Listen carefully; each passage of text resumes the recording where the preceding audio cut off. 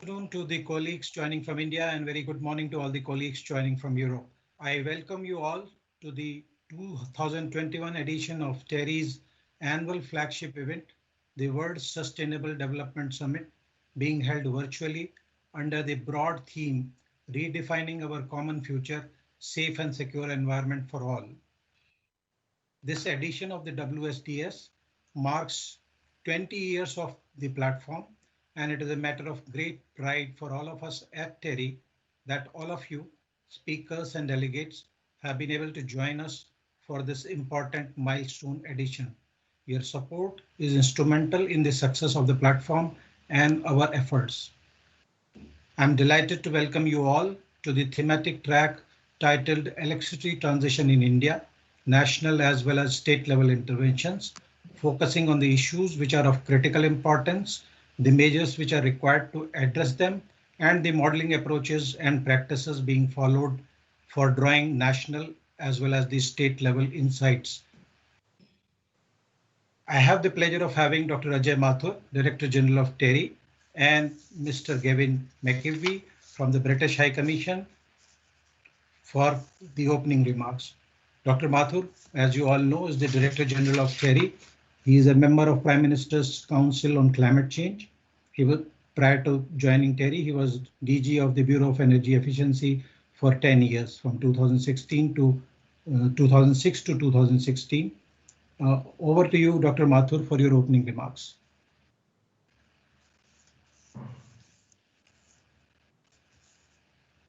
Sir, you are muted, sir. Dr. Mathur, you seem to be muted. Thank you very much, Mr. Saxena, colleagues on the panel, and all those who have joined us. I am delighted to welcome you all to this particular session, and I'm also delighted that this is the first session in the World Sustainable Development Summit 2021 that is being hosted by TERI. If anything defines this decade, it is the electricity transition. I would have said the energy transition, but this decade is the decade of the electricity transition. We are already at a stage where renewables today are the cheapest form of electricity, at least when the sun is shining and the wind is blowing. The fact that when the sun is not shining, when the wind is not blowing, the fact that at that point of time, coal is the cheapest form of electricity in India continues to be an issue that bothers many of us, and therefore will be prime issue in moving the transition ahead. Now, we are recovering from the decline in energy demand that occurred with the lockdown and the pandemic.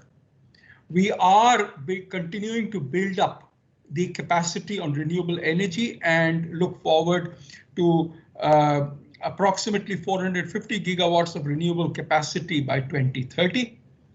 We have also agreed that the financial health of the Indian distribution companies is at the heart, is the absolute necessity for the transition to move ahead. And the 3 trillion rupee reform program that was announced a few days ago in the union budget provides us with an indication of the seriousness with which this issue is being addressed. Now, looking at the electricity system and the fact that on the one hand we have cheap renewable electricity, but on the other hand we have got to take care during the non-renewable energy hours when the wind is not shining, when the wind is not blowing. What do we do? And I think one of the key issues, therefore, is the issue of flexibility. How do you provide flexible support to the Indian power system? Because the share of variable renewables in the total power generation vary on a daily basis from 15% of total generation in non-solar hours to more than 50% of the generation in solar hours. This scale of variability poses significant challenges in how do we build up the flexibility to meet these variable supply as well as meet the demand when these supply sources are not there. The second issue which builds up on this is that what it tells us as far as the state agencies are concerned, the state distribution companies, as well as the state dispatch centers, the load management centers, how do they figure out what is it that they need today, what is it they need tomorrow, what is it that they need the day after, the season, the year, and so on. In other words, modeling becomes far more important than it ever was in the past. And this means that advanced modeling practices and institution building is required not only at the national level, where Mr. Suni has taken the lead in this, but also at a state level, where we need to see how we can build up the capacity of both people and institutions to be able to take care of the kinds of variations that we will see in the years to come. It is a delight for all of us to join with the British High Commission on energy transitions. And Mr. McGilvray, it's such a pleasure to have you here with us. Thank you. Thank you so much, Dr. Mathur. Mr. Gavin McGilvray is the Development Director of the British High Commission. He has been head of the UK Department for Industrial Development office in India since June 2017. Prior to this, he was head of DFID's office in Burma from June 2013. And prior to that, he headed the DFID's private sector development department, dealing with the Global Funds and Development Finance Institutions Department, as well as the Industrial Financial Institutions Department at London. We are delighted to have you, Mr. Gavin McGilvray. Give your opening remarks. Mr. Saxena, thank you very much indeed. And it's, as Dr. Mathur said, it's wonderful to be collaborating on this opening panel. And Dr. Mathur, thank you for your wise words. And I hope I'm not being out of place in congratulating you on your nomination to be Director General of the International Solar Alliance.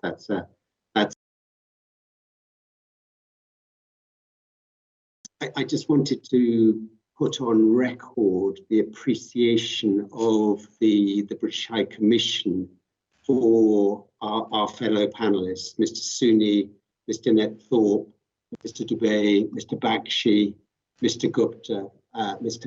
Mehta. We have benefited so much. We are benefiting so much from our interactions, from you, from your wisdom, your perspicaciousness, your generosity, in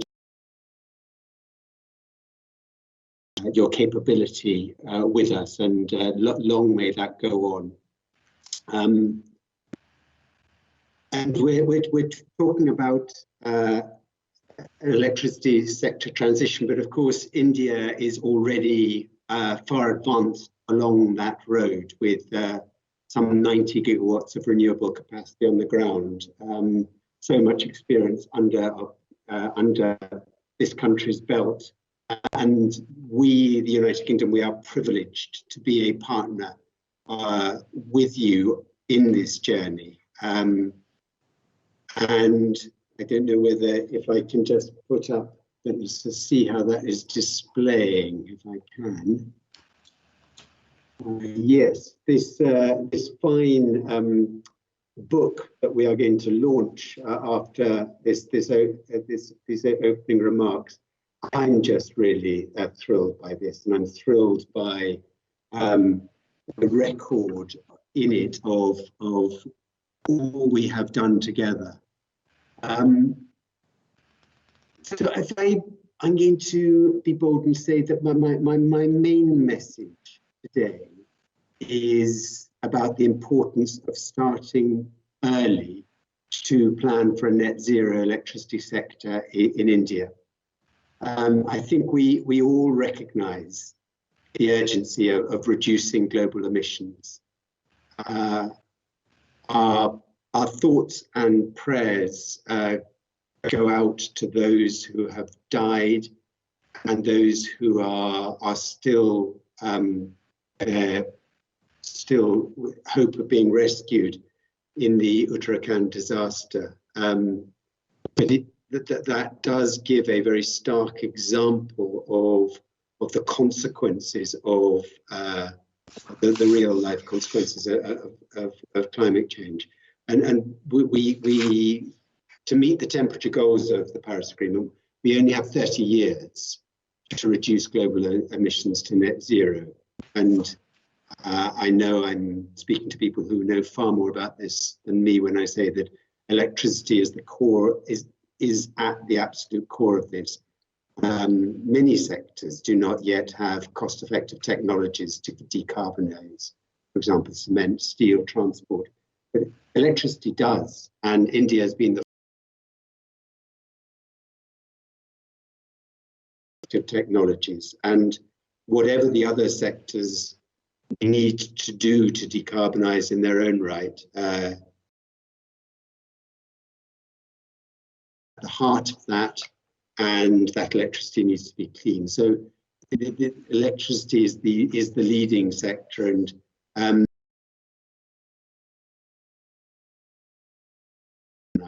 it probably only has, well, you'll know more than me, 20 years or even less. And I do not that we face in this. It's easier said than done. We will need to secure this transition, retaining the essential reliability, resilience, and affordability of energy. And again, I hardly need to say this, but the of reliable electricity to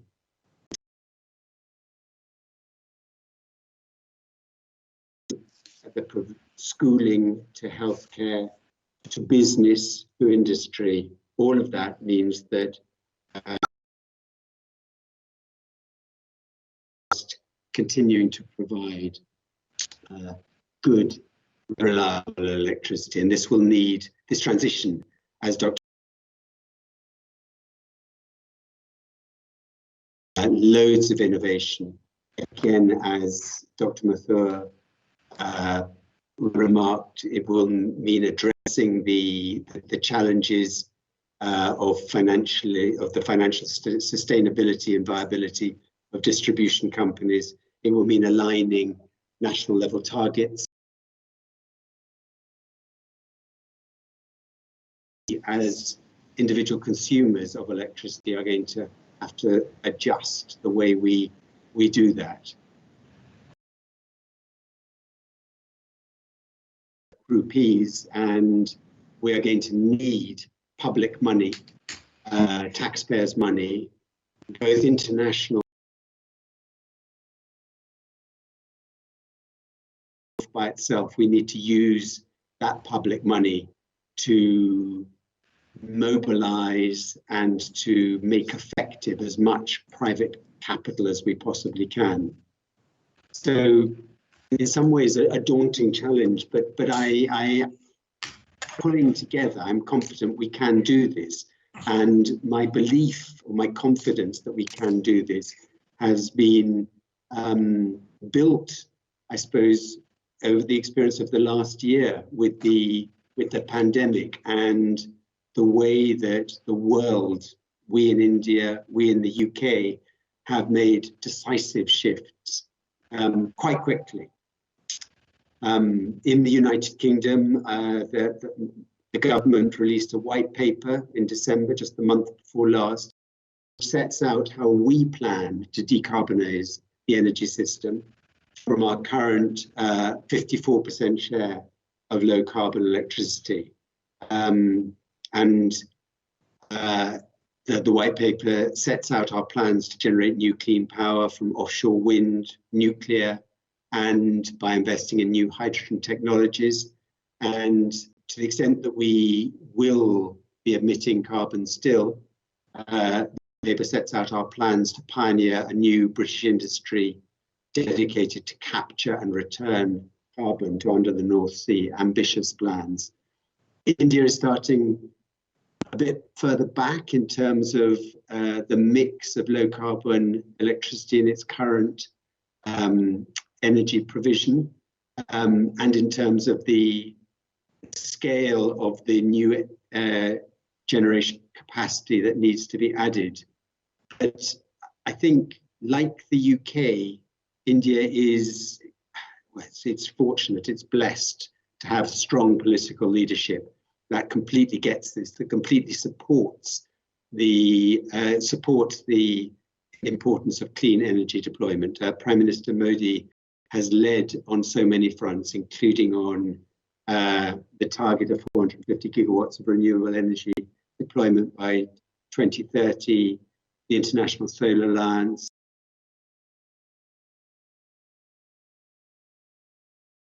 reforms, the leadership internationally, Minister Goyal's leadership on net zero emissions by the Indian Railways. I could give many more examples. And India is one of the drivers of global cost reduction in renewables and storage. The market reforms taking place here are world leading and catching the interest of the world. India, one of the very few countries in the world to have established a real-time market for bulk solar trading. India, having shown how utility scale solar is a commercially investable proposition. And we in the UK, I think we're privileged to have been part of these efforts, to have learned from these efforts, to have partnered in these efforts through initiatives like the Power Sector Reform Programme and the Green Growth Equity Fund.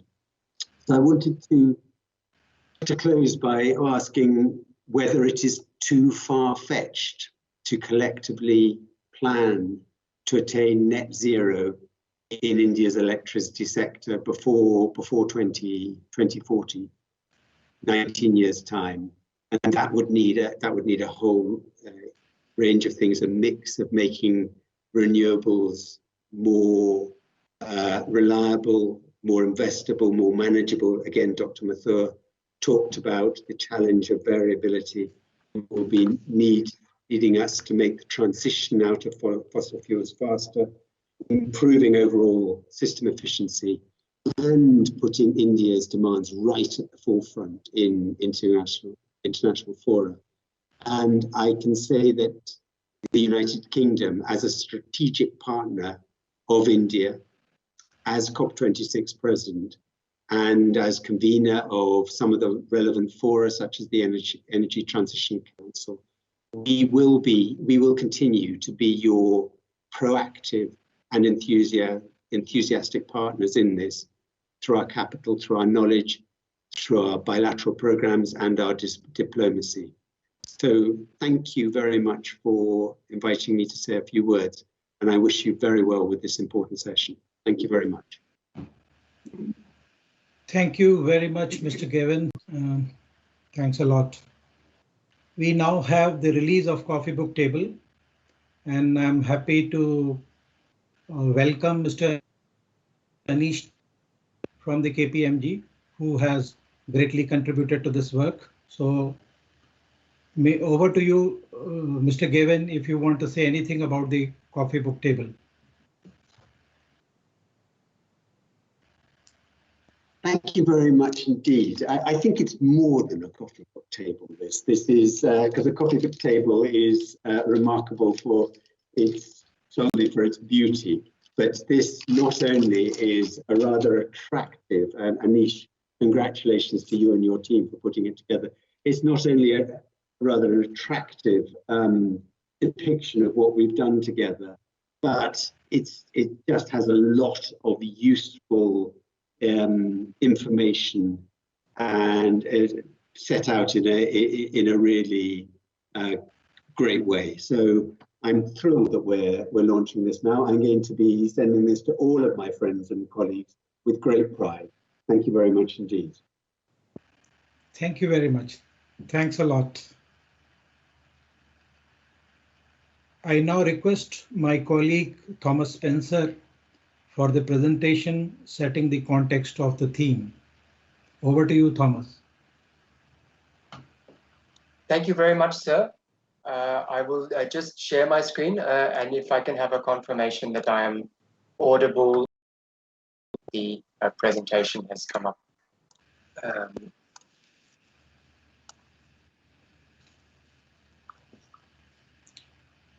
Yes, Thomas, your presentation is visible and you are clear. Thank you very much, sir. So let me reiterate the words of Dr. Ajay Mathur. It's a great pleasure to have you all. I think now is such an exciting time to be talking about power sector transition in India. We have a wonderful panel ahead of us. So I will try and keep my remarks very brief and just set the scene and then step back for the discussion. I only have 6 slides. So what I'm going to present is some of the key insights from Terry's work, but I would also say that these insights have been confirmed by numerous other groups working on this issue in India. The first insight that I want to share is that according to our modeling, it is economically attractive for India to ramp up its share of renewable energy in total generation to at least, sorry, could I have that person on mute, please?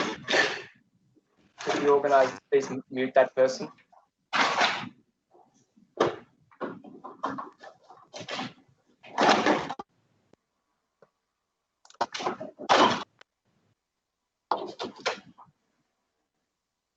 Thank you.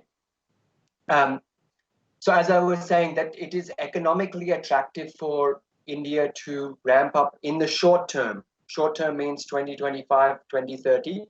The share of renewables in total generation to at least 35 to 40% of total generation. This is not capacity. This would require a capacity share of wind and solar of about 60% or more in total power generation. And the reason this is economically attractive is shown in the graph on the slide, which is that as we run our model, it's an hourly model, it's extremely detailed in the representation of the power system. As we run it with ever increasing shares of renewable energy, there is this substitution between the system-wide fixed costs. So these are all the capital costs in the system, represented in blue, and the system-wide variable costs, which are represented in red. And this is a well-known aspect of a low-carbon transition.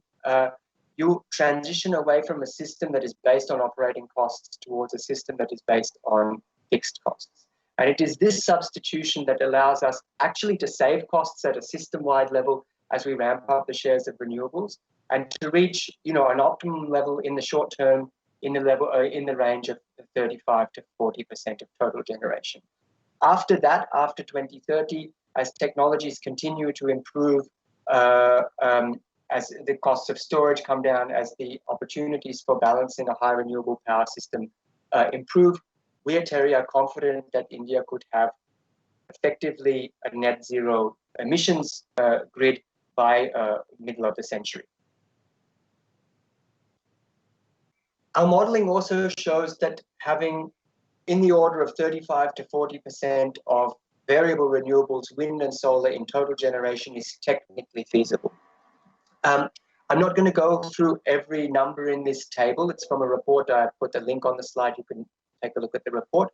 But essentially what we see here is that when we run our very detailed hourly model, which represents every generating unit in India, every state in India, all of the transmission network, when we run that for multiple scenarios, we see that wind and solar curtailment is always within a reasonable level. It never goes above about 4% of total wind and solar generation. We always have absolutely minimal amounts of lost load. Less than 0.01% of total load is shed for technical reasons. So this gives us a lot of confidence that if we adapt the power system to the requirements of much higher share of variable renewables, we can meet this from a technical perspective without excess curtailment or excess lost load. But this graph shows the scope of the challenge. it is the graph also that Dr. Mathur was speaking to. So what we see here is for a typical week in May 2030, with the kind of shares of renewables that I have been talking about, the total share hour by hour of wind and solar in total generation. It goes as low as 7-8% in the morning or late night hours, and reaches as high as 55-60% during the peak solar time. That level of supply side variability is challenging to integrate. We don't need to shy away from saying it clearly as it is. This is a big technical challenge for the Indian power system. And it is a technical challenge, not just because of its scope, but also because of its speed. We are talking about an evolution just 10 years away from now. So the big question that we see coming out of our work is that the real question for the next 10 years is not, can India afford to have more renewables? The answer is a very clear yes. The real question is, how fast can we adapt the power system so that we can integrate these affordable extra units of renewable electricity generation? What we see is that in the short term, the coal fleet has an important role to play because it's there, it's relatively young, and will not be retired in the foreseeable future on the 2030 time horizon. The size of the Indian coal fleet means that in the aggregate, you can get a fairly large amount of flexibility from it, even though individual units may not be as flexible as a fast ramping gas-fired power station or hydro station. But just because of the sheer size, you can get a lot of flexibility from the fleet. Nonetheless, there is a warning here, which is that in our modeling, it is the inflexibility of the coal fleet, which is the key driver of the curtailment of RE. You can see that in the panel on the right of the graph here, with the brown area at the top of that graph indicating the curtailment of renewables. And essentially what is happening here is that in our model, the coal fleet is not able to back down any further because you have to keep units online in order to meet the evening peak. So this means that, even with substantial efforts to improve the flexibility of the coal fleet by 2030, it is still the inflexibility of the coal fleet which drives the curtailment that we see. We also see from this graph, the potential importance of battery storage. This graph that I have on this slide is in a scenario without battery storage. In our scenarios where we have a substantial amount of battery storage in the system, we see that this curtailment also almost disappears. And this is essentially because battery storage allows us to get around this flexibility constraint of the coal fleet. We can absorb this excess renewables at midday, and we can inject it into the grid in the evening. And this allows us both to cycle our coal fleet less aggressively, which means good things from a financial perspective for the coal fleet operators, but also to have less curtailment of renewables. So we see coal plus batteries as an important short-term action that India needs to undertake.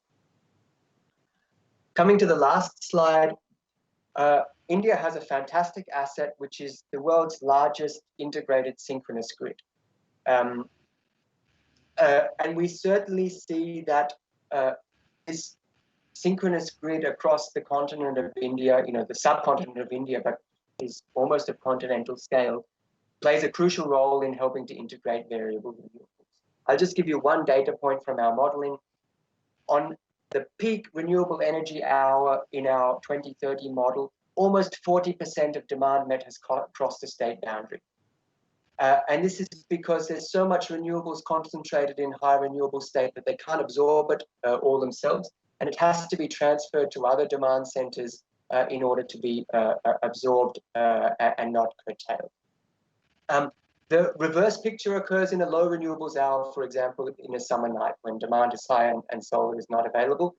Then the high renewable states are receiving power from the high coal states, they're receiving power from the high hydro states. So this level of variability is happening not just at the aggregate level, but it's also happening in the power exchanges between states on an hourly level almost every day of the year in 2030. And that is not just an infrastructure challenge. In fact, I would say that the transmission infrastructure is almost the least of our challenges, because India already has a well-integrated transmission grid. The challenge is one of policy and regulation. How do we transition from a situation in which states tend to dispatch their generating assets from within their state boundaries and only taking into their account their state perspective, to a much more coordinated scheduling and dispatch of power assets across regions and ultimately across the country. So the picture that I would like to leave you is one of optimism. Renewables transition in India is highly attractive from an economic perspective. In the short term, we can really ramp up the share of renewables by 2030, such that that short-term transition should be consistent with a long-term transition to net zero by the middle of the century. But it is also a second message of caution. The technical challenges of achieving that are really formidable, and they cut across all aspects of the power system, from transmission to policy and regulation, to how we manage the thermal fleet, to the introduction of new technologies like battery storage, as well as new flexibility options like demand response. And the final word that I would like to add, third message, is this is not just a transition for policymakers at the central level. It is also and particularly a transition for policymakers at the state level. These states, high renewable states, high coal states, high hydro states, will need to work together from their state perspective, but with the national context in mind, to enable an aggregate power system transition that is consistent with the picture that we have painted here. And so the coordination of these state policies, continuing to improve state policies, is, I think, something that we need to put alongside the technical challenges that I've outlined, and something that I think our panelists will be very well placed to talk about. So I'll leave it there, and I look forward greatly to the panel discussion. Thank you so much, Thomas. We have the pleasure of having Mr. S. Suresh Kumar, Additional Chief Secretary, Department of Power, Government of West Bengal, for his special remarks. Mr. Suresh Kumar is an engineer by profession. He holds a bachelor's degree in chemical engineering from IIT Madras. Since 1988, he is a member of the Indian Administrative Service and has worked in various capacities. The important ones being the assignment in the Housing Department in the Government of West Bengal, and his stint at the National Disaster Management Authority prior to joining as the Additional Chief Secretary of the Power Department in December 2019. Since then, he is looking at ways and means to take the power sector of the state of West Bengal forward. We now look forward to having his perspective as he sees from the state level in regard to the challenge what we are finding with increasing penetration of renewables and moving on to the low carbon pathways. Over to you, Mr. Suresh Kumar, please. Thank you, sir, and a warm welcome to the other panelists and fellow members in the conference. For a state like West Bengal, which depended heavily on thermal for its generation, in fact, we still are dependent on thermal generation. Our hydro generation is not to that extent, it's hardly around 5-6%. Our solar is around less than around 1.02% only. For us, the COVID-19 was a big wake-up call. Initially, the drop in demand actually put a lot of brakes on our thermal power plant generation. And that's when we all had to really look back and say that, okay, now I think we need to take a different perspective about the whole generation issues. Hitherto, somehow actually, I mean, I somehow feel, or I think it's maybe my personal experience, is that the aspect of renewables is somehow not really brought into our overall vision in that sense. Since 2009, when CEA said that the demand needs to be is increasing, projections were made as to what needs to be done. The emphasis has always been on getting a coal block, dig for coal, burn it in a thermal power plant, and get some power from there.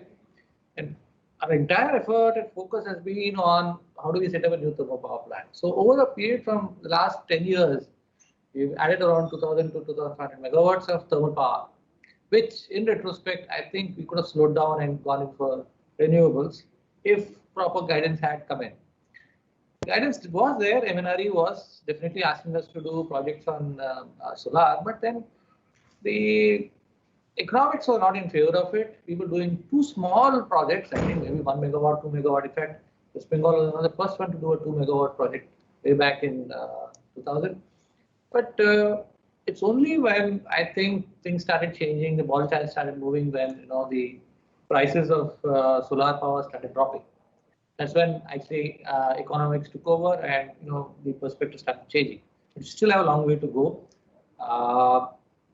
Regulatory pressure is definitely there that you need to match the required renewable power obligation. The targets set by Government of India in the typical target setting fashion that we get are completely preposterous. We just can't meet them. There are no way we can meet them. We try and meet the target, much lesser targets which are Electricity Regulatory Commission sets. And for that reason, probably I think now in the new Act amendment which they're bringing in, the penalties that they're going to come up are very high. And I think it's absolutely unfair that that sort of penalty is going to be levied. But then maybe that's the only way we learn, and we need to go at that issue. The other aspect I think which is also slightly unfair, I think, is the emphasis on the non-solar RPOs. I mean, we are trying our level best to at least build solar because West Bengal has at least the solar isolation and it can take solar. We don't have wind, we don't have tidal, we don't have the prospects of doing any further on the hydro because all the hydro has been tapped. NHPC has tapped all the hydro. The whatever left has been tapped by our own DISCOM. So the potential is more or less now gone. So the insistence that you have to buy non-RPO power, that is actually getting a little bit too much for us. Now, some states are strong in the non-solar part. Some states are strong in the solar part. But the emphasis and the push that is being given and saying that no, you have to buy some non-solar, that's actually causing a lot of problem for us. I think most states are also going through the same throes of the same issues, and hopefully, I think people will come around to saying, okay, fine, fair enough. Solar, non-solar, you add together and do something about it. We have no issues on that. I think we'll definitely like to do something more. And projections regarding the transition that would happen, which the day when the solar would be larger than the thermal, or the renewable would be larger than the thermal, and the day when the entire production would be only based on renewable is a different ballgame altogether. So I think the smaller targets that we have in front of us are important, and to some extent, other than going in for renewables, we have stopped going in for any more thermal power plants. Probably I think most states have also made the same decision that there's no point going into thermal power plants anymore. It's best to go in for solar because of economics and so many other reasons. The other aspect, of course, is the excessive regulatory pressure which we're getting on all thermal power plants in terms of installing flue gas desulfurization units, and the standards keep changing. Standards are going down and down and down, and I don't know when they'll be able to operate a thermal power plant after some time. So overall, the situation is definitely bleak for thermal power plant, but it still remains a pretty good source of energy for us, and the ability to match it. The demand in future would only happen when we'll be able to store our renewables better. Luckily, West Bengal has a potential to develop good pump storage projects. We already have a 1,000 megawatt pump storage project in Purulia. We also are in the process of building one more 1,000 megawatt, and probably we would also definitely expand in the near future as and when they become more and more viable. I think more than the battery storage systems or pump storage is something which I think India can definitely look at. Probably other states can also look at, because if they have hilly areas and probably storage spaces available at the top, definitely a pump storage would be a viable option. Overall, I mean, the generation sector is under serious pressure. I mean, costs are rising, there's pressure from renewables. I mean, our people in generation are spending sleepless nights on these issues. And on top of it, balancing the load is a problem for the discoms. So they're also having their own time on that. And market has changed so much. I mean, the changes which are happening currently, I think, are all telescoped into maybe a couple of years. What could have happened in 10 years over a period of time are now happening in just a couple of years. So it's a fair amount of stress that's coming up into the sector. And hopefully our state discoms, which are actually big and large in the same, will definitely be able to be agile enough to adapt to all the new trends which are happening in terms of modeling, in terms of economics, in terms of changes. It's a tough call, and I think most of them will definitely make it. That's my opinion. Thank you. Thank you, sir. Thank you so much for your insightful remarks. We now move over to the panel discussion. And for the panel discussion, we have the pleasure of having Mr. Ajay Shankar as the moderator and the chair of the session. Mr. Ajay Shankar, as all of you know, is a former Secretary of Department of Industrial Policy and Promotion. He has had a long and a distinguished innings at the Ministry of Power, more particularly during the time when the Electricity Act 2003 was being framed, and he is one of the main contributors to the framing of the Act.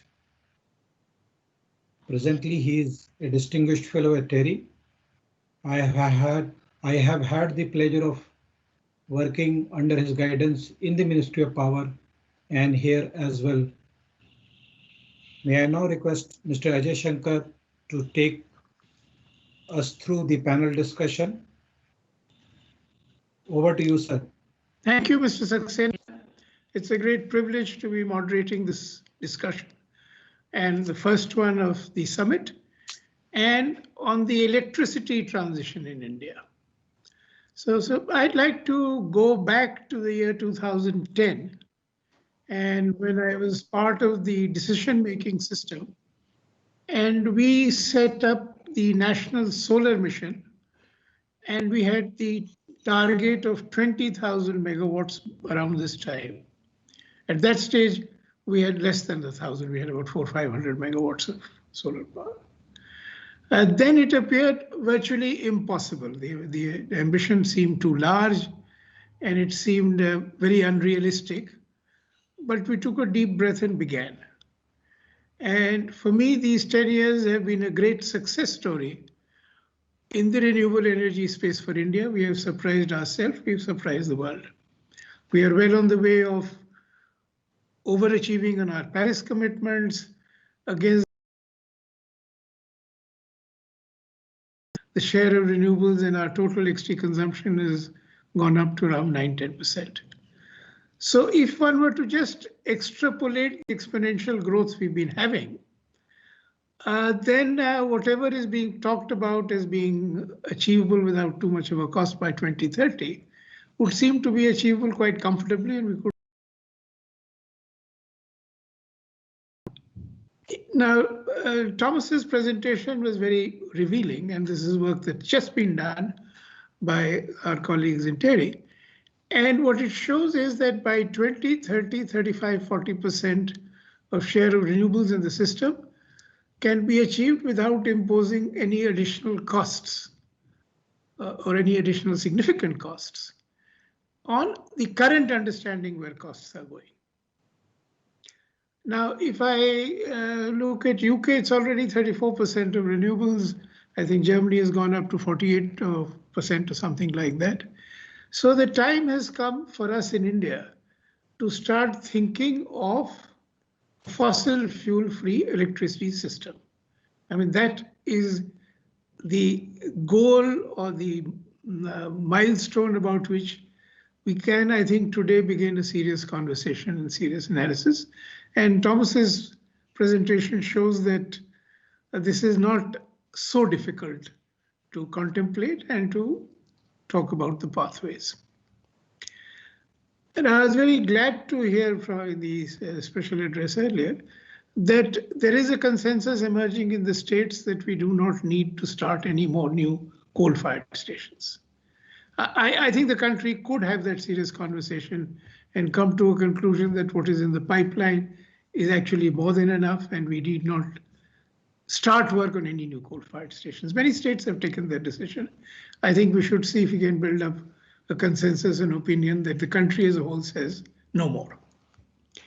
Now, moving forward, as Thomas's presentation brought out, and as the discussion has been going along, and as we'll hear some more in the panel discussion, I think that the distribution utility or the distribution licensee or the company has to acquire a more central role in driving the transition forward.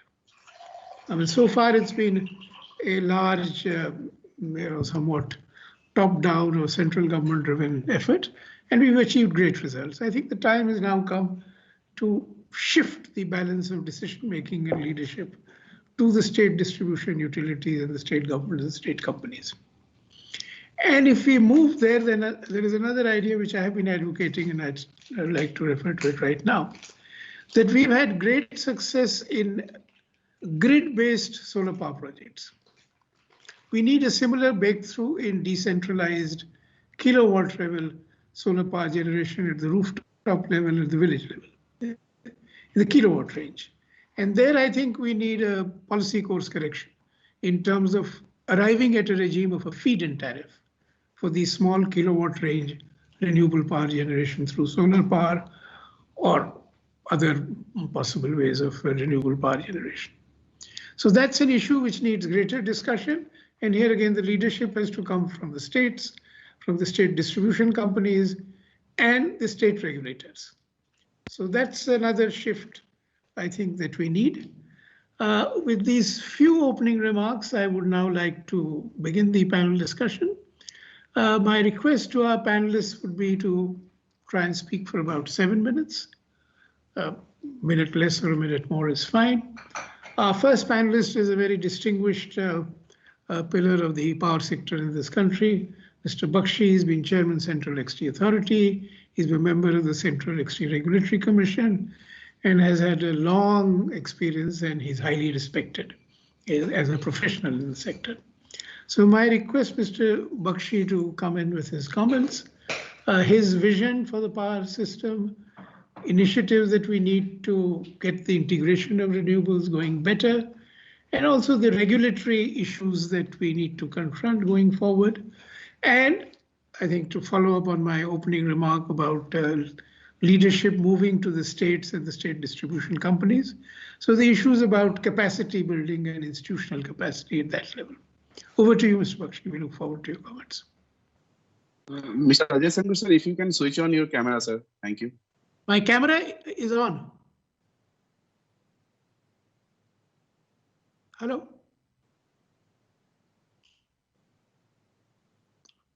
Mr. Bakshi?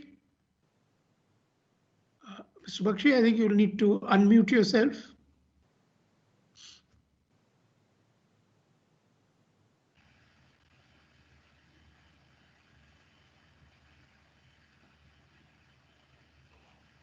Mr. Bakshi?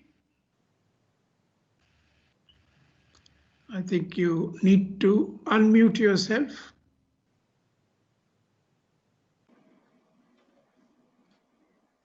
He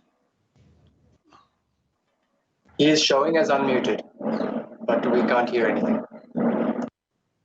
We can't.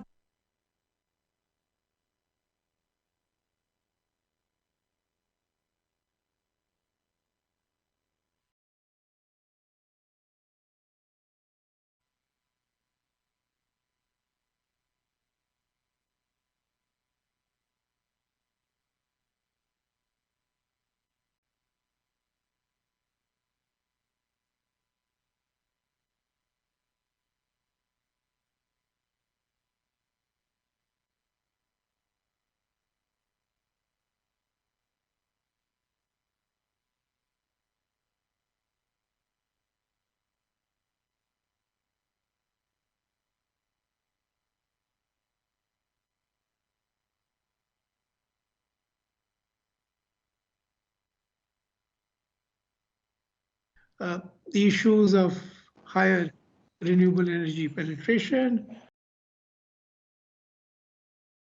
issues, and also on the capacity building and the modeling expertise that we need to strengthen in the country to be able to do a good job and to make sure that the reliability and quality of power supply remains very good and keeps getting better from the point of the consumer, even as the share of renewables rises and rises.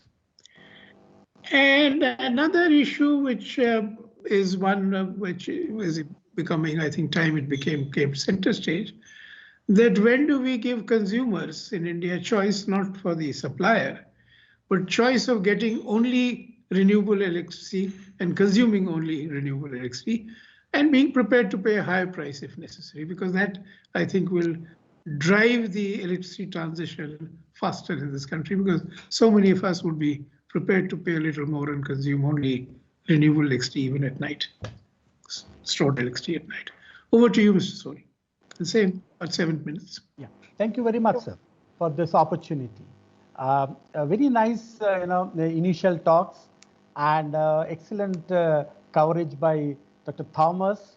So let me start with few rhetorics and then come down to the numbers as a grid operator. So, the flexibility is a very precious attribute and a prized possession for this decade. And that's how, as an operator, we love flexibility. And a lot of work has been done on this for the last decade or so. Columns of knowledge and publications are available. But, as mentioned by Thomas in his study also, if you ask me to pick up, I would say first is the network, large network, and no substitute to that. You get all kinds of diversity, and India has achieved, and we should move further and have that OSOWOG, at least the interconnected the neighboring countries. And coming to flexibility specifically, looking at from the grid operator's perspective, the issue is to define flexibility, to have matrix to measure it, how do we pay for it, and how do we incentivize it. On the face of it, it looks very good, but when you want to extract the flexibility which is there, then you face a lot of difficulties. So there are issues like not only technical, of course technical is there, but there are issues like contracts. Contracts come in the way. Sometimes the regulations come in the way, particularly for large shared projects. So flexibility, we have to identify, and we need flexibility in entire value chain. From generation to transmission to demand response. In the market, we need flexibility, and the details like technical minimum, how much thermal power plant can ramp down, flexibility of demand itself is a big potential. Now, we have seen what flexibility can give us. The 9 p.m. 9-minute event of 5th April.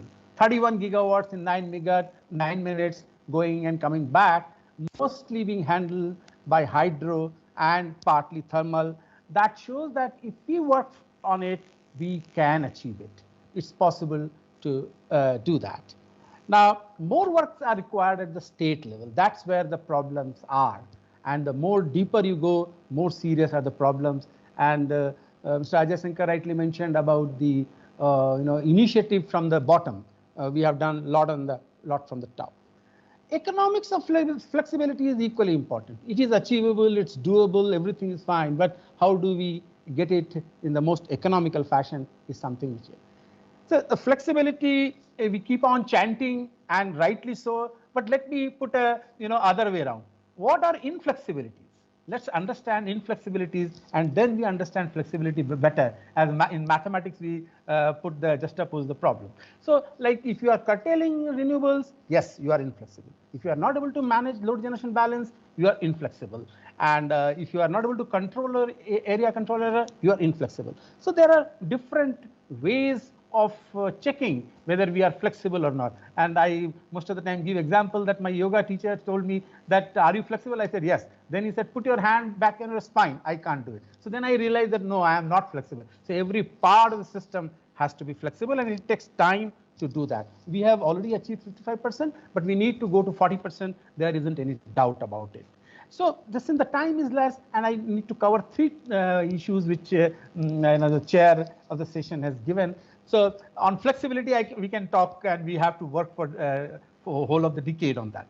Now coming to modeling, modeling is the way to get intimate with the power system.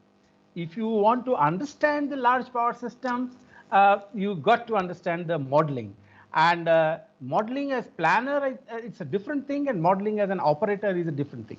We need more granular modeling, nothing less than 15 minutes. You won't see the difficulties of ramping. If you do it at an hourly, then everything looks hunky-dory, everything is fine. The infeasibilities, the ramping constraints, all these come up when the period is smaller. So that's one part of it. The other part is the representation of transmission. You can't treat it as a copper plate as we have to do it in planning stage. Here we need, where are the bottlenecks? What will be the limiting constraints? So the modeler has to be a person who can dive deep into the subject. Then the unit-wise modeling. It's not like a station as a whole. The unit commitment, when to start a unit, when to stop a unit, and that links us to the flexibility, the startup costs, and the constraints of units, and particularly hydro, with tandem hydros, and when hydrothermal coordination, and then when you do all the economics. So it becomes quite complex. The rest, other part than economics, like production cost modeling, minimization, and other things, the dynamic modeling is also very important.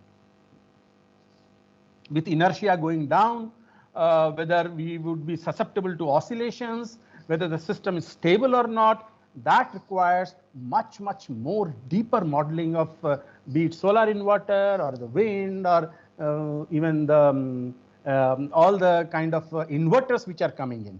And we have yet to understand all the aspects of inverter.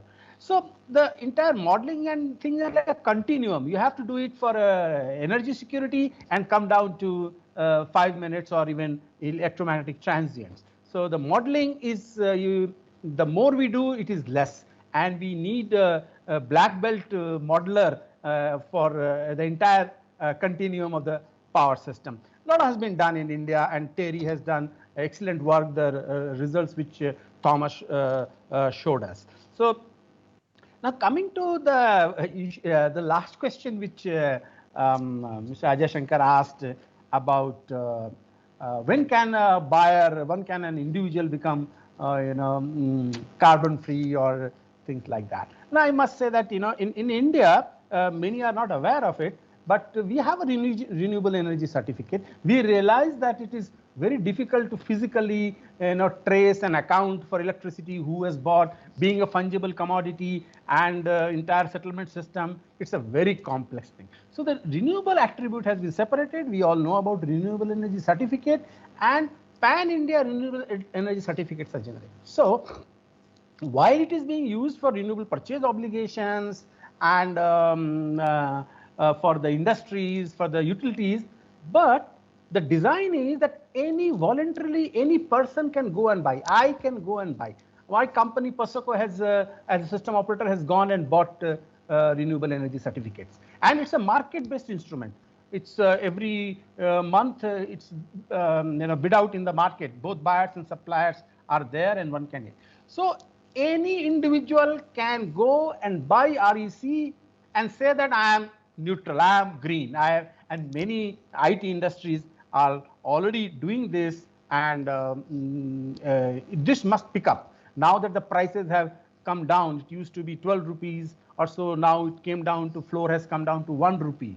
So it's now much cheaper as the prices are falling. So sir, it is possible. So let's, in the last 1 minute, I will just wrap up. So the issue is that flexibility, you need policy, you need regulation, you need implementation. It's all the difficulties come when we start implementing things. So a lot of work needs to be done on that, and we will learn. And a lot of retrofitting is also involved. The people, the generators who are used to certain kind of operation have to be retrained to do that, and a lot of modeling capacity is required. And India is in a position where we can do it. And none of us thought a decade back that there will be no load shedding in India. None of us thought that there will be an all India grid. But now all those things have happened. The single price discovered in the whole India. There is no congestion today in India. So things can happen, and we should be working towards that. Thanks once again for the opportunity. Thank you very much. Thank you. That was very useful and thought-provoking. May I request Mr. Jane Dennett-Thorpe, Deputy Director of the Net Zero Energy Transition in Great Britain's Energy Regulator Office. He has over 20 years experience in decarbonization of the energy sector from a public policy perspective. So we would love to get your perspective of what has happened in UK, what is happening, how it has happened, how it has been succeeding, and whatever you think is relevant for us. Over to you, Mr. Thorpe. Thank you very much for the opportunity to join you. I've really been learning a lot today, and I've really been inspired by your vision and commitment and the analysis, and really the opportunities for India to move to fossil-free power. And I really am very honoured to be here talking to you about what's going on in the UK. I've been asked to say a few words about where we are, what we're doing. So I'm from Ofgem, which is the economic regulator of the gas and electricity networks and the retail systems. And I'll just say a little bit, so we're neither the system operator and neither are we a government, we're independent from government, but I'll first set the scene by saying, as you all know, over the last 30 years, the UK has really transformed the power sector in particular. The emissions that are currently now a quarter from the power sector of what they were just 30 years ago in 1990. This is predominantly due to the phase out of coal. We went via gas, but in 1990, 65% of the UK's generation was from coal-fired plants, and now it's just less than 3%. And partly that's just been the natural replacement of coal with the gas plant, but also with a government commitment that by 2025 we will close all of the remaining coal plants in the UK. So I think the first 15 years or so was a transition into gas, and certainly the last decade has really been a transition into renewables. Really, in the last 10 years, there's been a fourfold increase in the amount of renewables on the UK system, and they now produce 40% of our power. So it's really leadership and government that have driven this, both the targets, the long-term targets that have been set, but also being backed up by the policy instruments, some of which I know are very similar to yours. For example, we had the renewable obligations introduced in 2002, and then contracts for difference as a part of the reform of the electricity market in 2015 as our primary incentivization for renewable power. So if we look forward, where are we going to go? Well, we're going to need to continue to decarbonise the power sector. We have a commitment from the UK government to meet net zero target by 2050, which I'm sure you'll be familiar with. And what this means is that we need to both continue to decarbonise our power sector, but also to expand it, because other sectors of the economy will become electrified, in particular transport, which now accounts for over a third of UK's emissions, will be. Sorry, I'm just getting a message saying I need to pay attention to the subsequent speakers.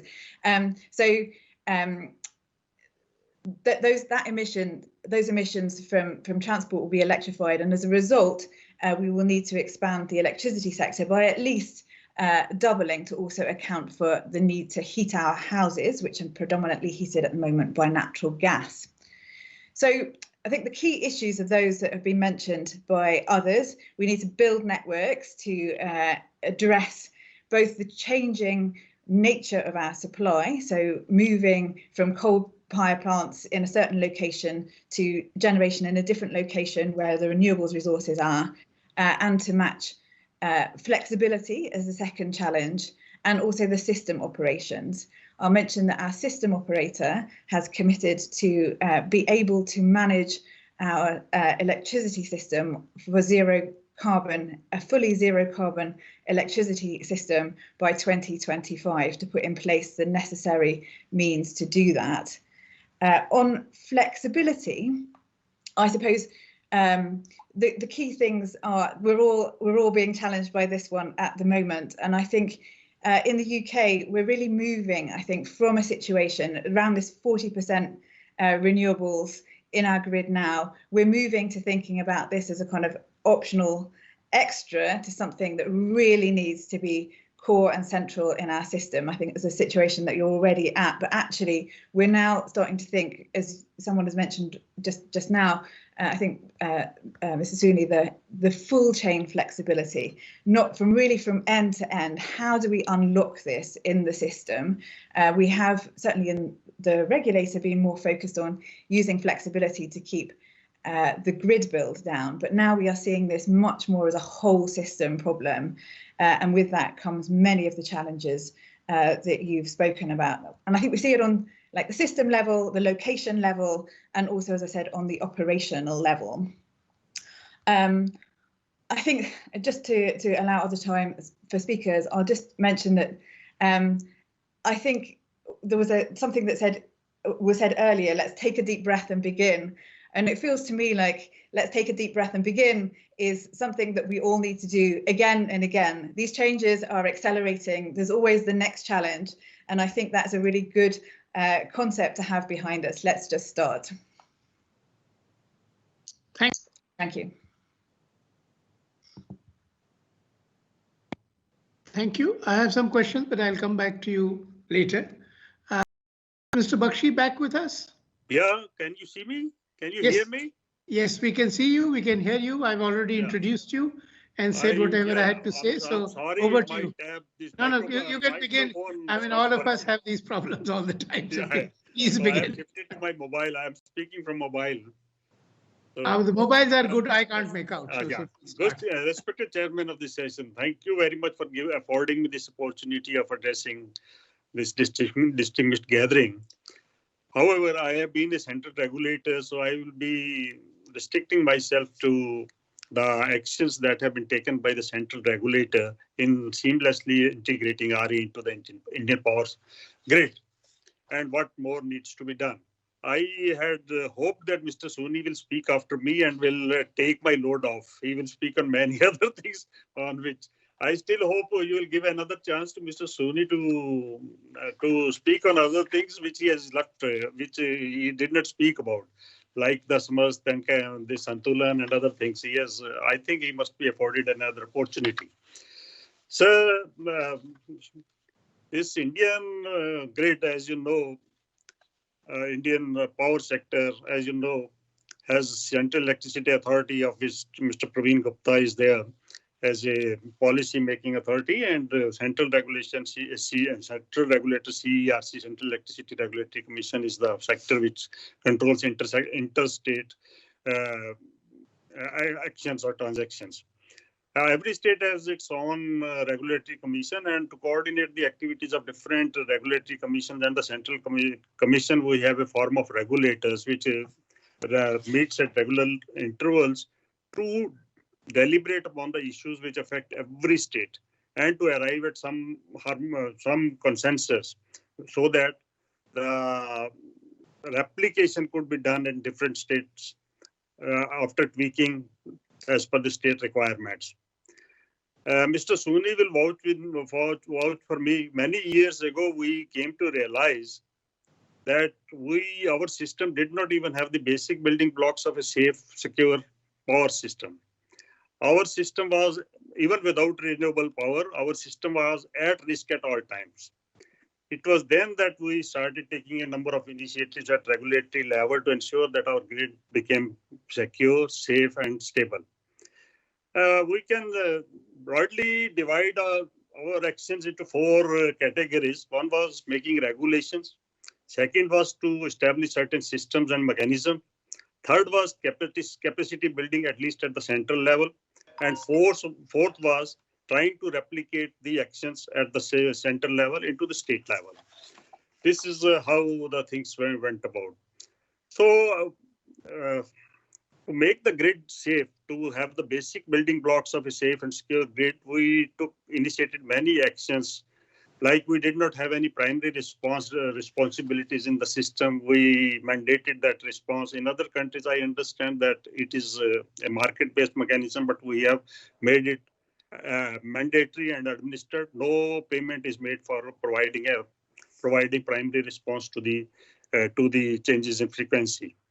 So this is a mandatory response which every thermal and hydropower plant has to give. This for thermal it is 5%. It has been fixed. So thereafter we have taken action to build up certain secondary reserves, tertiary reserves also in the system, because these were very much required if we wanted to integrate renewable power into the system. This was followed by establishment of automatic generation control, which is essential for integrating renewables and to meet minute by minute changes in the load. This has already been done on a pilot basis, and I think Mr. Sooni will confirm it whether it has been integrated into the system or not. That was 2 years ago, because I left the job 2 years ago. I am not up to date with all the actions that have been taken by our regulators. Technical minimum is another step which was taken by the regulator to ensure that our thermal power plants, which are mainly cycling and balancing the renewables, go down to certain level so that more and more renewable could be accommodated in the system. They have their own problems. They have their own issues. A lot of problems are there with this, because many states are not able to reach this level, and they have not mandated this 55% technical minimum. But we were talking with the state regulators also to mandate certain technical minimum so that the thermal power plants could be operated at powered loads with a view to accommodate this renewable power. Unfortunately, we don't have much gas resources, and we have to depend upon our coal-based plants only for cycling. Although they are not designed for cycling work, they are base load power plants, but they have been asked to cycle, so their operating cost has increased substantially. One more thing which Mr. Sooni should have spoken about was the ramping. Ramping is something because we have seen that during evening peak times, our load demand increases very sharply in a very short period of half an hour. And the thermal power plants, which have basically have a theoretically designed ramping rate of 3%, don't give that rate. They are hardly giving 1% or so ramping rate. So ramping is one attribute which is lacking and may require other actions. For example, battery storage or other use of hydrothermal power plants, which we are already studying how to use hydro plants for fast ramping during the time the load changes during the this. Then this operation of ancillary services, Mr. Posoko, which is has been entrusted with the task of operationalizing our ancillary services. It is it is administered scheme. It's not a market-based scheme, but we may ultimately have to shift to market-based ancillary services. But right now, it is an administered scheme in view of many issues related to determining variable cost of other plants and all these things. Power markets are also regulated by Central Electricity Regulatory Commission, and Central Regulatory Commission has taken many steps to ensure that many products are available on our power exchanges. The latest one is the real-time market, which has been operationalized, which will help the distribution companies and other users to balance their portfolio at a short term.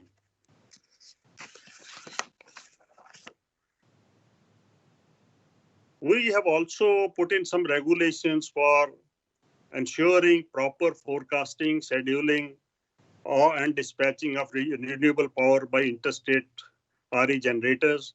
We have put in place a deviation settlement mechanism also to ensure that any deviation from their schedule is properly accounted for and paid for. Unfortunately, such regulations are not there in many states, although some states do have. I think if Mr. Mehta is there, he would speak on behalf of Gujarat. They have done a wonderful job in integrating this renewable power in their grid. We have also recognized, CERC has also recognized the building up of hybrid power plants in which solar, wind, and battery or other storage systems are accommodated in a single plant. This has also been recognized as a single plant so that they integrated forecasting, scheduling, and dispatching could be done. POSOCO is I think a world-class organization which has helped us integrate RE power at all times, and they have built up capacity for modeling, for studies, for state estimation. They have the latest hardware and software, which, of course, I wouldn't say that regulator has takes the whole credit for it, but to some extent, regulator is also facilitated the upgradation of POSOCO. This is thing. Then, as I had stated earlier, Forum of Regulators is a body of all electricity regulators in India. It is chaired by the chairperson of Central Electricity Regulatory Commission, and during the process, it had decided that some of the jobs which are technical in nature should be looked after by a technical committee under the FOR, and this technical committee has helped these states in integrating RE on the same pattern, on the same way the central interstate generators have been facilitated. Some of the reports which were prepared by this technical committee and later adopted by Forum of Regulators are scheduling, accounting, metering, and settlement of transactions in electricity report called SMUST. These are basic building blocks for preparing state load dispatches for RE transactions. I hope Mr. Sooni can develop on it more if he is given a chance. Second was CABIL, the short name CABIL, CABIL, Capacity Building of Indian Load Dispatchers. This report recognizes the need for capacity building of load dispatchers. Central load dispatchers are very well trained. They are capable of. They have been, equipped with latest equipment, latest hardware, latest software. They have been adequately trained. They are world class in all respects. But state load dispatch centers need some hand holding, and we have been trying to do that. And in this report, which recognizes the need for capacity building of load dispatchers in view of fast changing energy landscape in the country. It discusses both the hardware requirements as well as the soft skills needed by present-day dispatchers. If I quote from the report, the load dispatch centers would be expected to meet the emerging challenges due to renewed thrust on electricity for all, consumer expectation of uninterrupted, reliable and quality power supply, expanding footprints of the grid, interconnection of Indian grid with neighboring countries, large-scale integration of renewables, distributed energy sources, electric vehicles, deployment of automation and secondary control, flexibility, optimizations, etc. So you see, it recognizes that why our load dispatch centers need to be upgraded and upskilled. This report is under implementation. Many states have already taken some action to implement that. A lot of funds have been allocated by state regulators so that they can buy some hardware, they can upgrade their skills. Another report which was prepared by this committee was with regard to power quality, because we recognize the need for setting power quality standards also in view of the non-linear loads that are coming up in large way in the Indian grid. So some other discussion papers were also floated by this group by forum of regulators. One has already been referred to by Mr. Suni, that was reducing the nation demand forecasting to 5 minutes instead of 15 minutes interval, which is being done presently. This is required in view of the variation in RE generation at very short intervals. This is one thing which was under discussion, which was even metering had been done at 5 minute interval. And there was one more discussion paper on using the flexibility provided by hydro plants for better operation of the grid. Mr. Bakshi, we are running a little short of time, so okay, sir. I am about to close, sir. I am about to close. There are many other actions taken to integrate renewable energy, like UCA, qualified coordinating agency, which is sort of aggregator, which has been recognized. And more work needs to be done. Faster transmission planning, better utilization of transmission assets, better compensation to thermal plants for cycling balancing, ways to maintain inertia in the system, incentivizing reactive power for providers, making smaller balancing areas feasible, making distribution service operators possible, replicating of CERC regulations at state levels, using IT and artificial intelligence for better forecasting and system stability. These are some of the actions which need to be taken in the short term. Thank you very much, sir. Thanks for providing. Thank you, Mr. Bakshi. May I request Mr. Praveen Gupta? He is the Chief Engineer of the Integrated Resource Planning in the Central Electricity Authority. So without more time, I'll request you to come in with your comments. I've already briefed you about what we expect to hear from you. So over to you straight away. Yeah, thank you, sir. Am I audible? Yeah, please. Yeah. Good afternoon to all of you. It is my pleasure to share the platform with so many experts with some of whom I have been working very closely in the past. Sir, stage has already been set and many speakers have already covered many points which I wanted to cover. But just to give an outline, we are at 375 gigawatts of installed capacity, and about 22% of it is in terms of installed capacity is RE, around 91 gigawatts. And in terms of energy, if we see, it is around 9% we are getting it from RE sources. Our load projections, we see that India's energy demand will grow at a rate of 5 to 6% annually. And we are already having a target of 175 gigawatts by 2022. This became very important for us because, as you know, that Central Electricity Authority formulates the National Electricity Plan every 5 years, wherein we have to take care of all the policies and all the schemes in regard to energy efficiency improvements, share of RE in the whole IC, any emission reduction commitments, all these. So I'll just, to cut short, I will just try to tell you what all issues, key issues we faced when we were making National Electricity Plan. We use modeling techniques, various models to arrive at the capacity mix.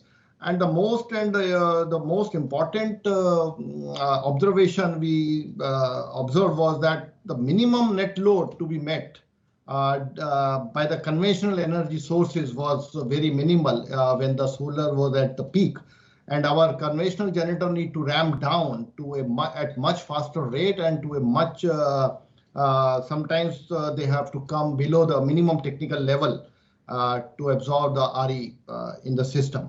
Another aspect was that because of the cyclic operation of the coal fleet, their efficiency was getting down, and in turn they were emitting more CO2 emissions.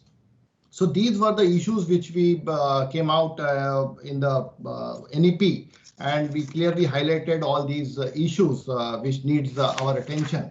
So what we feel is that coal plants may be facilitated to modernize their plants for cyclic operation.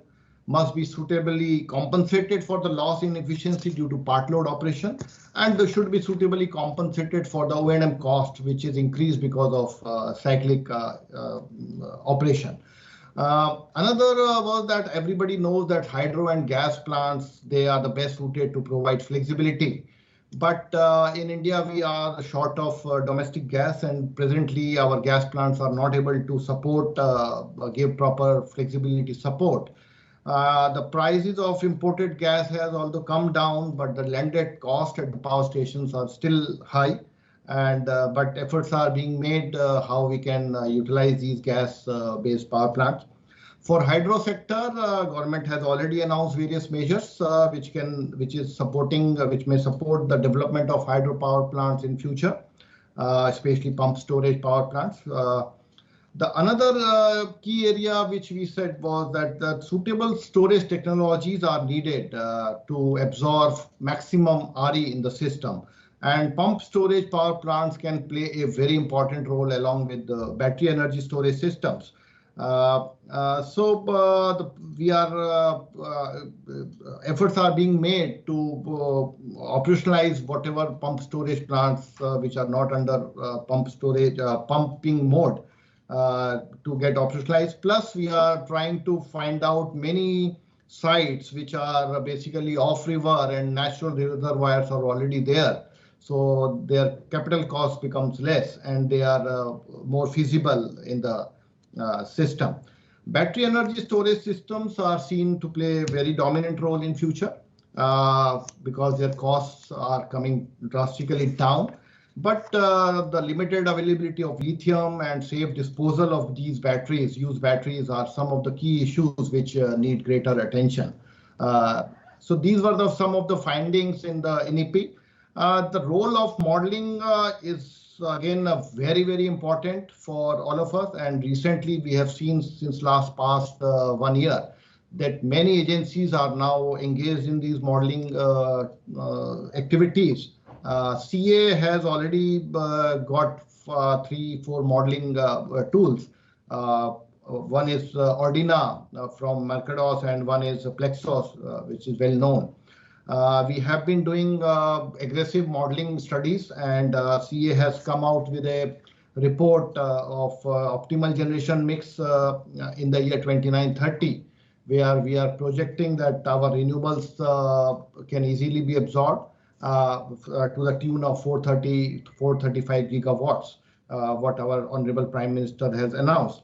And although that study is based on hourly basis, as Mr. Soni had mentioned that it should be on sub-hourly level.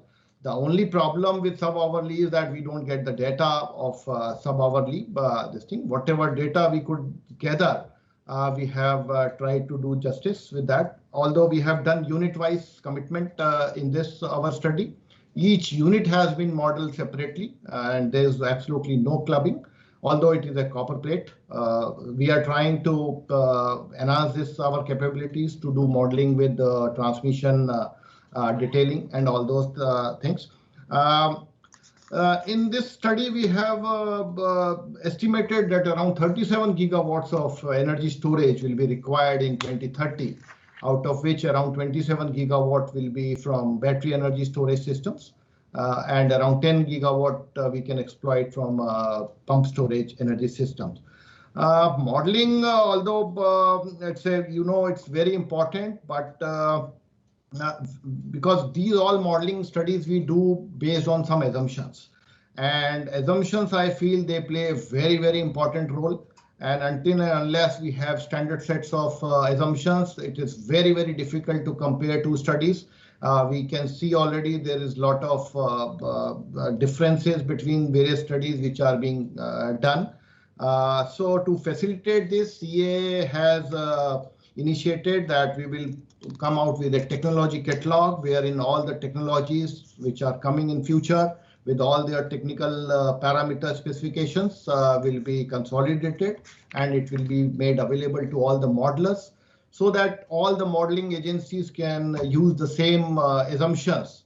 And then it will be much easier for us to compare because see the battery cost, the way people are projecting, and the way CA has projecting, there is a difference. So we just cannot compare the two results of two studies.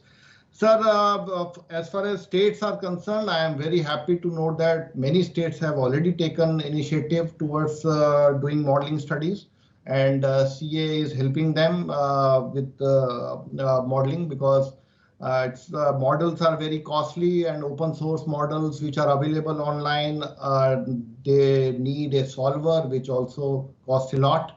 So we are helping many states, and in international cooperation, we are doing many state level studies also. But sir, state level planning, I think they should always do, but it should not be like that. They should be doing it independently, because if you start doing independent studies, each state starts doing independently, the saving which can be achieved due to the diversity of power requirements will be lost, and we end up having excess capacity in the system at all India level. So I think this is the most important point I wanted to make in this discussion, sir. Thank you very much, sir. Thank you. Thank you. And may I request Mr. Mehta, who is presently the director of the Orissa Power Distribution Corporation, but we are fortunate because he's had long experience in Gujarat before this. So your comments, please.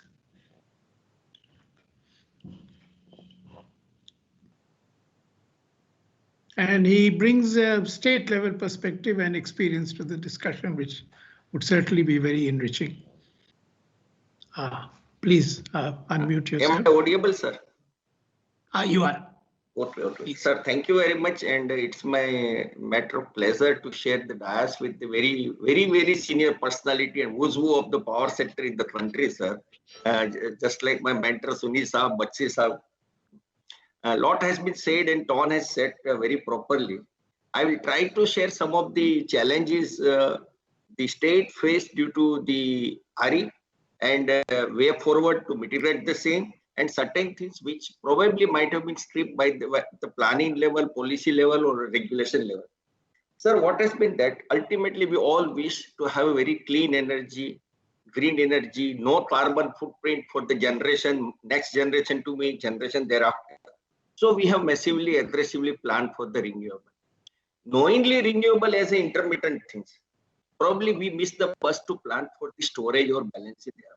Today, 450 GW has been concretely planned with allocation to state. Each state has been allocated year-wise allocation, but there is no allocation of storage device, balancing device for that. Let us come to the balancing. What is happening, sir? Balancing is to be done from the available source which are already there today, a thermal set plants. So 210 megawatt machine in the country, more than 146 units are in operation as on today. They do not operate below 75 megawatt. If they want to do that, retrofitting is required, CapEx is required, OpEx is required. Now their PLF is already low because the variable cost is high. So when they approach the regulatory commission, sir, I want to have more money on this, probably the state regulator may not do it. Because his already VC is high and more CapEx will lead to the incremental. So these are the things here we have to use the PHDF funds. So ultimately, we would like to have a large flexibility. Say there are two things in a fundamental of the power system that I need to have a spinning reserve if I have a control device to deliver the power with me. It has been decided by the center and state that at least large size machine, highest rated machine of the region to be kept as a spinning reserve at a regional level, and 50% of the large size machine of the state has to be kept as a spinning reserve in place of the state. Having this decision at a level, at that time it was a controlled generation. Now today I am adding a renewable generation, which is highly variable, highly intermittent. So I need to revise my norms for the on bar spinning reserve. So that has to be done at policy level. But it has a gray area also, sir. If I do so, I will keep more thermal set on bar. They will be operated at less than the average or the highest. They will less than their rated capacity. So I need to pay them a compensation tariff. My poor DISCOM cannot afford this. So here we have to take a call. How to do this? How to address? This is the reality, sir. Unless this is not addressed, 450 GW will be having problem. And today also the states are getting real hit of the renewable, and it is on adding this. Apart from that, let us take the regulation for the forecasting and scheduling of the renewable. So the RE project, the error formula to compute the deviation in the renewable is something different. But the electricity does not show that difference. So once electricity joined with the other conventional electricity, the deviation at the boundary point will have some different formula to compute the error and penalty thereupon to be paid by the states. And the penalty to be paid by the renewable who is contributing to this error is different. And it has a very serious impact. I will tell you with a Gujarat example. With 8,000 megawatt of renewable installed capacity, up to 12%, there is a zero penalty. So for 1,000 megawatt, there is no penalty. They simply schedule that power. I have a automated ERP-based software for the scheduling of the power. This means must-run status. It falls at the bottom of that. And it will not allow conventional plant to schedule. अभी रात को 12 बजे के बाद जब when गाड़ी शुरू होती है, when we start dispatching, that renewable doesn't come, and I have not scheduled my conventional plant, so I am ended up with a high cost of the hydro at a low frequency, and their people are not penalized because they are having exemption for 12%. So our view and voice is that at least 5 paisa, 10 paisa penalty should be there, so they will use this mechanism meaningfully, not to earn the financial gain out of this. Sir, these are certain flow, but it hampers the DISCOM every day and night, every day. Apart from that, sir, I will like to share that the regulation for the power being sold by the renewable to other state, it has a very limited penalty within the state, but the state has to face a large penalty because interstate account published by the RLDC does not distinguish the renewable deviation and the state deviation. So it has a hit, and that is not being compensated by any mechanism. So the state which is RE-rich state and the plant which are connected on a state network and selling power outside the state, that state is having, without any interest in that power, the state DISCOM or the state SLDC has a big hit on the deviation account. It is not being compensated by any mechanism. So many sir policy level decision we need to review or we might have to revise. So the flexibility is also one of the very important requirements. Mainly, sir, security of the grid is to be accounted. And now let us take a very simple view. This entire mechanism of renewable operates on a weather. Are we focusing? We are focusing 450 GW for the megawatt capacity to be added. We are not probably planning for storage or balancing device. And one more important, sir, I need to judge what shall be my renewable output. For that, I don't have any mechanism to forecast the weather. Probably the government IMD is not much concerned about this. Sir, their concern is mainly on the whether there will be flood or not, whether there will be cyclone or not. Their sensitivity is not at this level. And my wind turbine will stop if wind speed is more than 10 meters per second. So we need to give a lot of emphasis on a renewable to promote the renewable, lot of emphasis on a reliable weather forecast. It will help the DISCOM in a two way. One is the what shall be the renewable generation. It will able to judge more precisely. Another thing, it has an impact on the demand or the power requirement of the state. So that has to be now today it is difficult to judge even the state like Odisha, very high dynamic of the weather is there. It is really difficult to judge the state level power requirement in a 15 minutes block. So if a good weather forecast facility is thought of, it will help the state and the nation to mitigate and to have a smooth sailing on the 450 GW of the renewable, which is coming in years to come. So these are certain things, and something like margin being adopted by the SETRI for the RE transaction. So it is much more than exchange margin, sir. Sir, it cannot be allowed. Say, SETRI is a body which is a government body. It cannot generate a profit out of it. It should have a reasonable thing. So I pay, suppose I buy something from the green market, I pay some X money. And if it is through SETRI, it is much higher than that. It is for long term. So all these things need to be reviewed to maintain or to improve the financial health of the DISCOM, which is having a hit of each and every action being decided at nation or the state level. This is what I need to submit in a nutshell, sir. Thank you very much. Thank you. You've given us a lot of food for thought and ideas for in-depth discussions in a series of events, I think, because each of the issues you've raised are important and need consideration. May I request Mr. Abhishek Ranjan now to give us the benefit of his views? Again, a distribution licensee or a distribution company serving 2/3 of Delhi. Good afternoon, sir. Am I audible, sir? Yes, you are. You are. Please. Thank you. Sorry, apologies. My camera is not functioning as of now. May I please continue without video? Please. Yeah. So, honorable panel moderator, sir, and everybody here on the panel. Everybody has spoken about the need for flexibility, which is key for RE integration, and I 100% agree with that. Now, the only point is we are more focused on supply side flexibility, maybe from generation or maybe transmission, etc., etc. Now, a lot also needs to be done on the demand side. So I come from a hydro background. So when we used to, shorten the the Gantt chart, so there we used to do digging of the tunnel from both the ends.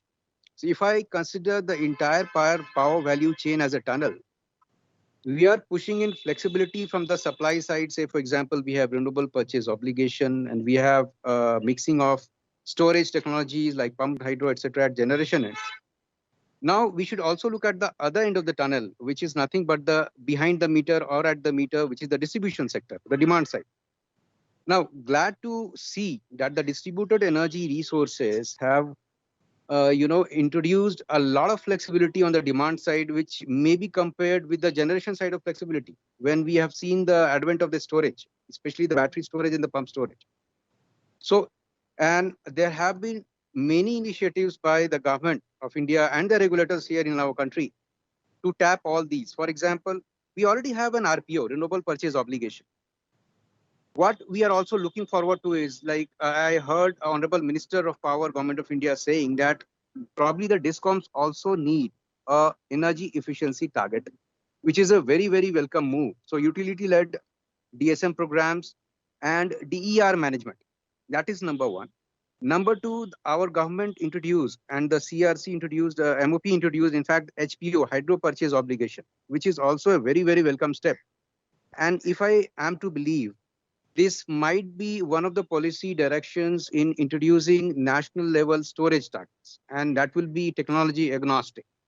So then the triad of energy efficiency target, storage targets, and the renewable energy addition targets gets completed. And I'm very happy to see that way back in 3 years back when I had a chance to visit California, there they had all these things. And they were pushing flexibility from both the ends.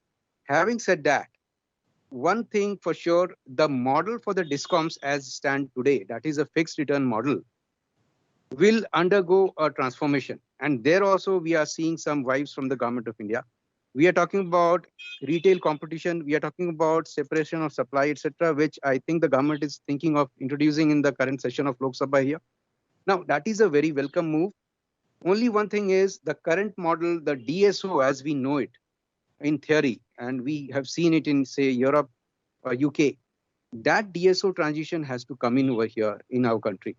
And then the concept of virtual power plants, aggregating all the distributed energy resources to have a complete, in true sense, DSO or distribution system operation will also make our DISCOMs more ready to welcome this change, this RE transition, and not resist, like, for example, DISCOMs in our country resist rooftop solar because of the revenue reasons, etc. So if those things are introduced, and instead of taking that as a competitor, if that can be owned and operated by a DISCOM, for example, all the DERs can be managed by the DISCOMs themselves. It can be allowed as a system strengthening under the regulatory regime if they own the DERs and operate. So that transition has to happen to, expedite the greening of the grid. So not only from the supply side, but also from the demand side. And lastly, sir, as you mentioned, when will a particular consumer be completely green? That was your query in the initial of the panel discussion. My answer to that would be, sir, when the separation happens and we are pushing in storage at the retail level, PV plus battery storage, micro wind, even electric vehicle charging. We are seeing it a lot in Delhi, for example. We are, for example, in Delhi, we have already tied up about 30% of our capacity from the renewable energy terms. Solar Energy Corporation of India is in process of commissioning them, maybe in next 1 year or so. So if we are making those DERs and those regulatory changes at the distribution level, that will also expedite the process of greening of the grid. That's all my submission, sir. Thank you. Thank you. So we can now take a few questions. I think I would pose a question to Jane for the benefit of some of those who are not quite familiar. Would you explain what this contract for differences instrument is to accelerate the use of renewables? Oh dear, it's not really my expertise, but so broadly, the contract for difference replaced our renewable obligation certificate, and it runs on a project basis in auctions, so that government commits to pay the difference effectively in price between power generated from gas, our lowest form of marginal plant, and that provided by the renewables. The point is that it is also, so it's firstly a guarantee of a revenue stream, and secondly, it is auctioned to ensure that the most effectively cost-effective wind farms, in our case, usually, get built. So it prevents, I suppose, the need to track renewable obligation certificate around the system, and it is focused really on the development of the renewable power plant themselves. And it has, in our case, I guess that particular scheme is probably attributed to what has enabled a massive cost reduction in our offshore wind sector, and that we see by tracking the costs that have been closed out at auction have really dropped dramatically over the period of operation. Thank you. Now, Mr. Saxena, Ranjit has got the questions with him. Could he just read them out, and then maybe one or two of our panelists could take some of the questions? Sure, sir. I think, Ranjit, are you there to read the questions? Because in the chat box, I'm not seeing it so clearly. So I think, sir, I will frame the questions. One question is in regard to the ambitious target of 450 gigawatt by 2030, and what are the kinds of challenges one could think about with such a huge deployment. And secondly, the capital infusion requirement for this much of renewable energy. That's one question. And the second question which has come is in regard to the reasons why the hydro plants are not coming up instead of various initiatives and pushes by the government of India. These are the two questions I think we could take, and rest, and thereafter, sir, you could conclude. So which of our panelists would like to field these two questions? Sir, I will talk about 450 gigawatt by 2030 because we have done the studies. Sir, he's asking what kind of challenges we feel that so high renewables coming in the system will. The first and foremost, I have already told that the minimum technical level of coal plants will be a major constraint, wherein it is basically restricting the amount of RE what we can absorb in the system. In the studies right now, we have taken 55% minimum technical level for all the coal power plants. But in practicality, many plants in state level plants are not able to go even below 70%. So that is one of the challenge, and because of this constraint, we may face some curtailment of RE. In our studies, we have seen that around 5% curtailment will be there on all India level on annual basis. But sometimes in some days we may face 15% curtailment. But we have done a study where if we come down to 40%, how much curtailment can be reduced. So this is one of the major constraints what we have, we may face in the, and another is the shortage of domestic gas, because gas can provide more flexible operation. And because of flexible operation of coal plants, we may see some increase in CO2 emissions because their efficiency is coming down because of at part loads. Thank you. And anybody on this hydro issue? And I'd in fact like to put a supplemental question, which was hinted at by one of the panelists. What is the potential for getting more flexibility from the existing stock of hydropower plants in India? Is it worth pursuing, and would it need a lot of investment? I'm not talking of pump storage, but just existing plants with some modest investments getting greater flexibility. So who would like to volunteer some thoughts on it? Sir, I may add upon some views. Please. Sir, close to 4,000 megawatt pump mode hydro station in the country, which are technically fit to operate, are not being operated due to various administrative reasons. Including my previous state working at Gujarat, 1200 megawatt Sardar Sarovar power station, which is built to operate in a pump mode, is not in operation due to various reasons. It is a multi-state beneficiary project. I did my level best to pursue up to highest authority. Even Naitsa was appointed as a chairman of this committee. Archana Madam was there. I approached CA Chairman Verma Saab with my additional chief secretary, but nothing took place, sir. So these are the things. And now at Odisha, sir, we have taken up new projects and some project to convert into the pump mode. But it takes a lot of time. So it is with a projection of 4 to 5 years down the line. But Odisha is blessed with a good hydro potential. Today, we don't have any storage pump mode plant, but we indirectly manage as a storage one because we regulate the flow in such a way that we control the flow and we don't recycle the water because we don't need it over here, but we are able to manage the 2 times a peak happens in a state of Odisha due to no restriction on the use of power for agriculture also. So more flexibility you do to the consumer, they will try to use at their convenience, and it has a hit on the grid operator. So, but we manage it. But it is a high time that all the states, sir, we have a IIT Roorkee hydrology department, sir, very well known at a world level. Other countries are taking use of expertise of this. We might have to invest some crores of rupees from the PhD fund to check and whether the existing hydro station by putting the tail rest dam able to convert to the pump mode or not. It may not be success story for all the hydro project in the country. But even if we can then 10% of it, it is worthwhile doing instead of going for a new project, which is take long more time.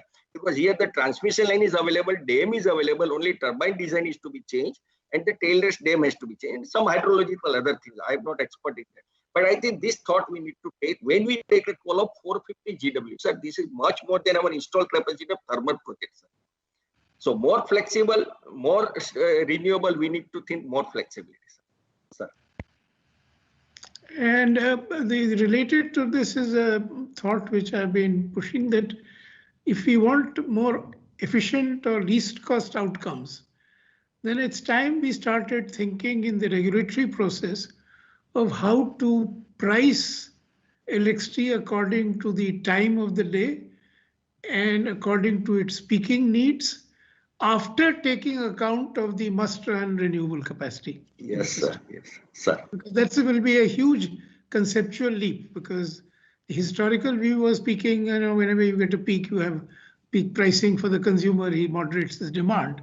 But now for, I think, optimal use of the system, we need to look at peak pricing after factoring in a peak demand pricing, after factoring in the must-run renewable requirement on the system.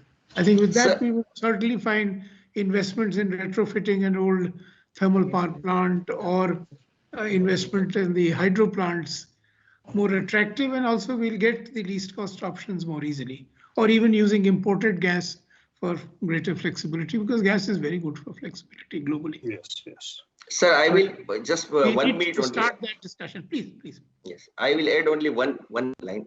You have rightly said about the time of the day tariff, and yes. Now what is happening, sir? The DISCOM is not much encouraging the rooftop solar. Sir, the basic reason behind that is that who is having the roof, he is not a poor. Who is having the roof, he is a tenement or he is a householder. He is getting subsidy to put the rooftop solar. During the daytime, he dumps the power to the grid, and there is a net metering. And the person who is having 1 lakh rupees monthly salary, his wife is working, so both are away, and the power is being put, and to generate that power, we are providing subsidy. And at night, 3 air conditioners are used, sir, for children, for parents, and for them, and for which the poor discom buys the power at a high rate from the exchange. This is a real hit, and we are supporting them. I have had a different view, and I repeat that view. We need gross metering and not net metering. Yes. If we want discoms and genuine partners. Yes. And rooftop solar does not need government subsidy. The government resources are scarce. Let us use them where they are needed. I mean, let us get money for the Kusum scheme. Yes, sir. Yes, sir. Does not need a subsidy. For these are my personal views. Right, sir. We can debate it later at some length. Any other comment from any other panelists before we wind up? So Jane, you wanted to put in a word or something? Yeah, I was just going to say thank you very much for the opportunity again, and it's been really really great panel session, and I felt like I could also learn a lot from some of the things that you talked about, and I'm happy to continue these conversations in another fora with any of the panelists if they would like. I think some of us would be reaching out to you and troubling you or taking your time. Thank you. So may I thank all the panelists and all those in the audience.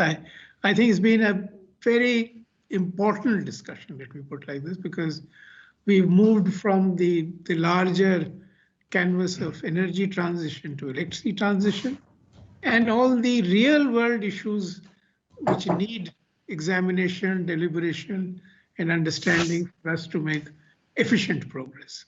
And I personally am convinced that just as we've worked wonders in the last decade, we will work wonders in this coming decade.